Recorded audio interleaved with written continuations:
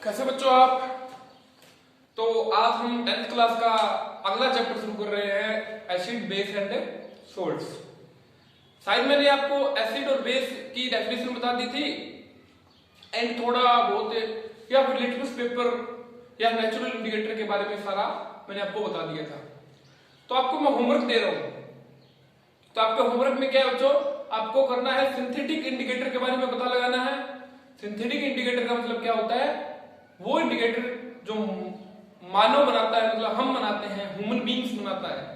तो उसके दो एग्जांपल आपको करने हैं और एसिड में कौन सा कलर देते हैं वो इंडिकेटर्स एंड बेस में कौन सा कलर देते हैं और वो कलर देते हैं तो क्यों कलर देते हैं।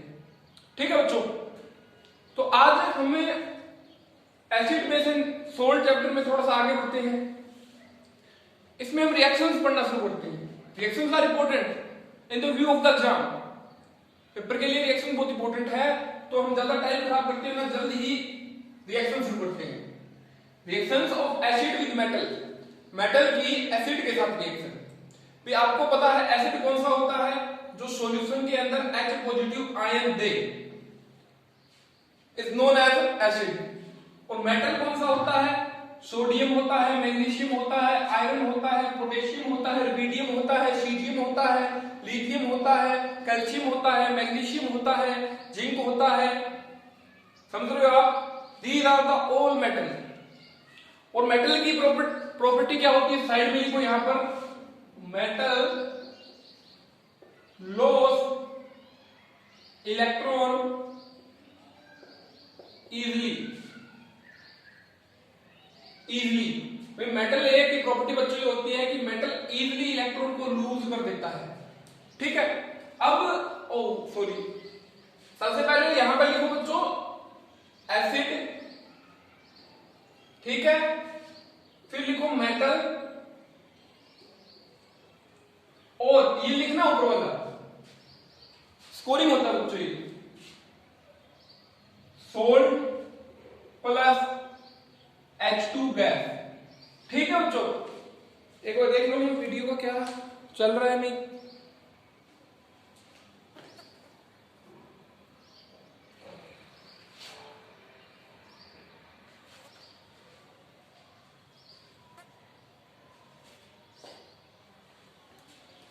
तो बच्चों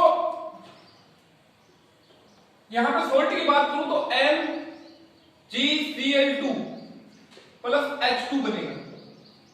अब आप बोलोगे कि ये MgCl2 कैसे बना, समझ रहे हो आप बोलोगे कि ये MgCl2 कैसे बना। तो इसकी फॉर्मेशन को थोड़ा सा समझ लेते हैं, समझाने की कोशिश करता हूं मैं। ये मैंने क्या लिखा है, metal and non metal chapter में आप पढ़ोगे कि जो मेटल्स होते हैं ना, वो अपने इलेक्ट्रॉन बहुत जल्दी लूज कर देते हैं। परंतु अब देखो एसिड की क्या प्रॉपर्टी होती है, एसिड की प्रॉपर्टी होती है वो H पॉजिटिव आयन देता है। अगर ये H पॉजिटिव आयन देता है तो किस में टूटेगा बच्चों, सॉल्यूशन के अंदर Cl नेगेटिव में। इट्स ओके और नॉट, समझ रहे हो आप। अगर अब एक बात बताओ आप, मेटल्स क्या होते हैं, इलेक्ट्रॉन को लूज करते हैं। तो मैग्नीशियम एक ऐसी मेटल है जो दो इलेक्ट्रॉन इजीली लूज कर सकती है। समझ रहे हो आप, जो दो इलेक्ट्रॉन इजीली लूज कर सकते हैं। ये metal and non metal and carbon its compound में मैं आपको डिटेल में बताऊंगा कैसे दो इलेक्ट्रॉन लूज करती है। तो मान के चलो आप मैग्नीशियम दो पॉजिटिव, अब आप बोलोगे कि दो पॉजिटिव क्यों लिखा है, मैग्नीशियम मेटल ने दो इलेक्ट्रॉन लूज कर दिए, मतलब दो यूनिट नेगेटिव चार्ज निकल गया। इसका मतलब क्या हो गया, दो यूनिट चार्ज नेगेटिव से ज्यादा है, इसलिए बच्चों मैंने यहां पे 2 पॉजिटिव लिखा है। अब आपको पता है कि रिएक्शन न्यूट्रलाइज्ड है, रिएक्शन पे कोई चार्ज नहीं है कहीं, तो एक क्लोरीन एक पॉजिटिव चार्ज को न्यूट्रलाइज करेगा। तो हमें कितनी चार्ज को न्यूट्रलाइज कराना है, 2 को। तो यहां पर मैंने लिखा MgCl2 प्लस हाइड्रोजन गैस। समझ रहे हो आप, reactions of acid with metal, आप समझे नहीं समझे, reactions of acid with metal समझ रहे हो, ये समझ रहे। चलो एक एग्जांपल और करवाता हूं।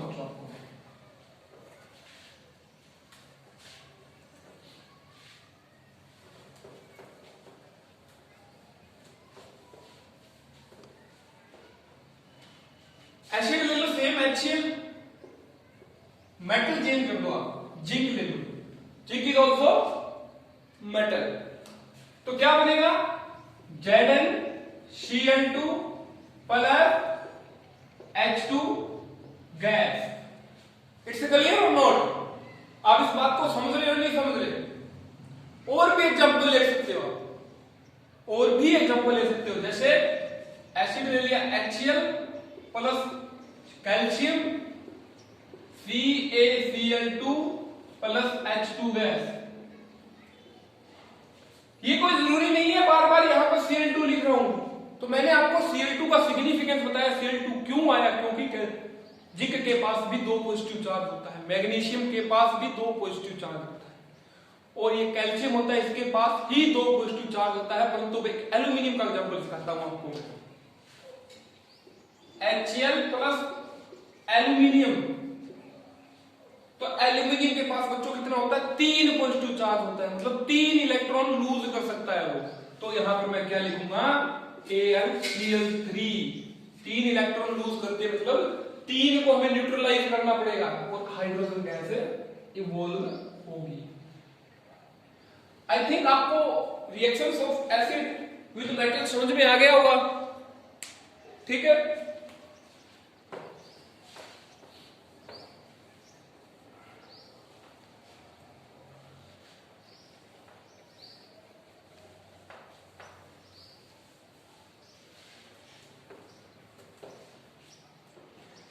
अब देखते हैं बच्चों reactions of acid and base, acid की बेस के साथ रिएक्शन देखते हैं।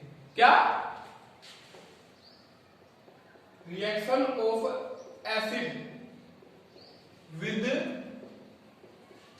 बेस। अब आपको मैंने बताया कि एसिड कौन से होते हैं और बेस कौन से होते हैं, तो समझो आप इस बात को देखो। एसिड लिखा हमने, प्लस में बेस लिखा, ये सोल्ट देता है हमें एंड वाटर देता है। ये फॉर्मेट याद कर लेना। और इसी रिएक्शन का एक नाम और होता है बच्चों, न्यूट्रलाइजेशन रिएक्शन, मतलब किसी चीज का न्यूट्रल होना। अगर एसिड और बेस रिएक्शन कर रहे हैं तो इसका मतलब दोनों अगर सेम अमाउंट, मतलब स्ट्रॉन्ग एबिलिटी उनकी H पॉजिटिव आयन देने की और OH नेगेटिव आयन देने की बराबर है, तो वो न्यूट्रल हो जाते हैं। क्यों? दोनों आपस में लड़ते हैं और गिर जाते हैं, तो यहां पर वाटर बना देते हैं। वाटर क्या होता है? न्यूट्रल। इसके एग्जांपल की बात करो तो बच्चों HCl प्लस NaOH। अब एक बात बताओ आप मेरे को, एसिड सॉल्यूशन के अंदर क्या देता है? H पॉजिटिव आयन, तो दूसरा ऑटोमेटिक क्या हो गया? नेगेटिव। एंड बेस सॉल्यूशन के अंदर क्या देता है? OH नेगेटिव, दूसरा ऑटोमेटिक पॉजिटिव हो गया। और ये तो आपको पता ही होगा कि पॉजिटिव नेगेटिव को अट्रैक्ट करता है और नेगेटिव पॉजिटिव को अट्रैक्ट करता है। तो यहां पर देखो आप, ये किसको अट्रैक्ट करेगा बच्चों? OH को, क्योंकि ये पॉजिटिव इस नेगेटिव को अट्रैक्ट करेगा और ये Na पॉजिटिव इस Cl को अट्रैक्ट करेगा। तो क्या बना? NaCl plus H2O। अब NaCl आपको पता है नहीं, इट्स ए टेबल सॉल्ट। जो घर में नमक यूज करते हैं वो NaCl ही होता है। तो मैंने यहां पे लिखा बच्चों सॉल्ट एंड वाटर। अब न्यूट्रलाइजेशन रिएक्शन में ये एसिड एंड बेस वाली रिएक्शन को न्यूट्रलाइजेशन रिएक्शन बोलते हैं।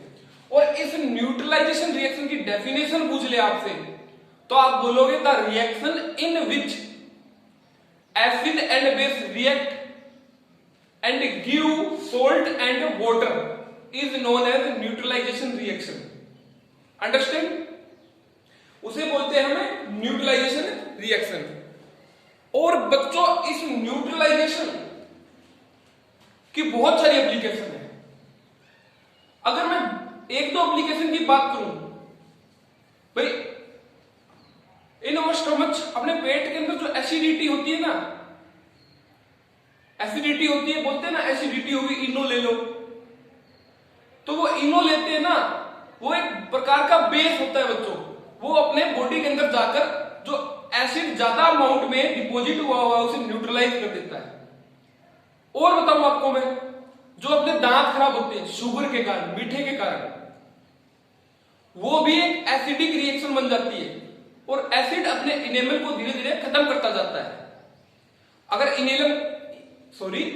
वो खत्म हो गया तो हम क्या करते हैं, एसिड होता है तो टूथपेस्ट करते हैं, तो टूथपेस्ट में बच्चों क्या होता है, बेस होता है, तभी तो हम बोलते हैं मक्खी खा गई, भागे टूथपेस्ट लगा लो। मक्खी में एसिड होता है और टूथपेस्ट में बेस होता है, तो वो एसिड बेस एसिड को न्यूट्रलाइज कर देगा और उस मक्खी के खाने का इफेक्ट कम कर देगा कि नहीं कर देगा। तो बच्चों इन दो रिएक्शनों को देखो और जल्दी अगला लेक्चर में अपलोड करने की कोशिश करता हूं। Thank you. चैनल को सब्सक्राइब करें, वीडियो को लाइक करें। अगर आपको कहीं भी कोई भी दिक्कत आ रही है तो आप मेरे को कमेंट करके बताएं। आप बोलोगे कि आप 10वीं क्लास के रेगुलर लेक्चर क्यों नहीं डाल रहे, भाई आपको रिस्पॉन्स ही नहीं दे रहे बच्चों, तो मेरा भी मन नहीं करता। तो अगर आप मेरे को रिस्पॉन्स दोगे तो मैं लेक्चर रेगुलर डालूंगा। थैंक यू, धन्यवाद।